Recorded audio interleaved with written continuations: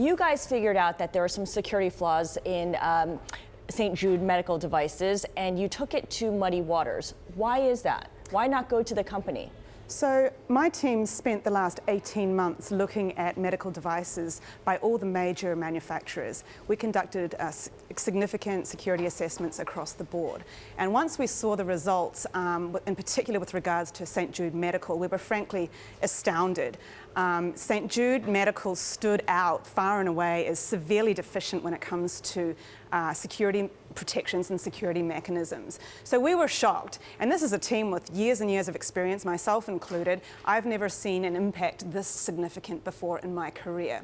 So we stepped back and we thought, well, what do we do with this information? I recognize that a lot of the time standard operating procedures are to approach the manufacturer. But what we've seen, unfortunately, with St. Jude Medical is a track history of sweeping these issues under the carpet. Some time ago, as far back as 2013, we know that St. Jude Medical was approached by another researcher with some suspected security vulnerabilities within their technology suite. We've seen that those same issues exist in their technology suite through to this very day, through to the implants that they're using today. In 2014, the DHS launched an investigation into St. Jude Medical and other manufacturers. In 2015, the FDA issued guidelines recommending or requiring these manufacturers to prioritize cybersecurity when it comes to their devices. And yet we're seeing basically the complete absence of any security protections whatsoever in St. Jude Medical equipment. And please keep in mind, Scarlett, this is not just the implantables, this is across the whole ecosystem of their devices. But St. Jude Medical could come back and say, look, back then we were run by a different CEO. Michael Rousseau, the CEO now, only began in January of 2016. The effort to reach out to St. Jude Medical should have been there, or at least you should have attempted to reach out, no? Well, we feel that what we're interested in achieving here is mitigations. We also want the consumers. Well, and critics are going to say what you're interested in achieving is profitability for your company, right?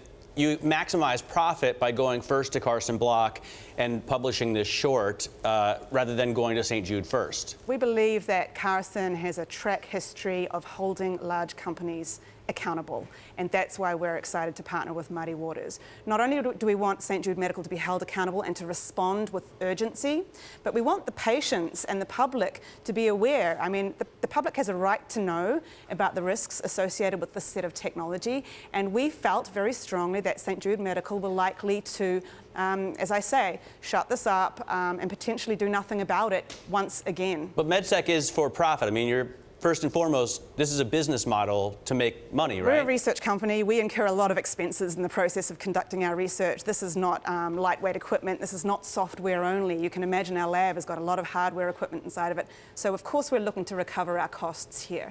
But our motivations here are to hold St. Jude Medical accountable so that mitigations can be effected as quickly as possible. Keep in mind, that's not going to be a small undertaking because of these inherent vulnerabilities throughout the ecosystem, and to draw attention to the public eye so that patients are aware of the risks associated with the technology suite coming out of St. Jude Medical. How do you respond to, or what do you think about the company's response? St. Jude comes out and says the allegations are absolutely untrue. This is Phil Abeling, their chief technology officer. He says there are several layers of security measures in place. We conduct security assessments on an ongoing basis and work with external experts specifically on Merlin at home and on all our devices. Okay, well, I don't know what kind of security assessment work they've been conducting. What I do know is that we found vulnerabilities across the ecosystem.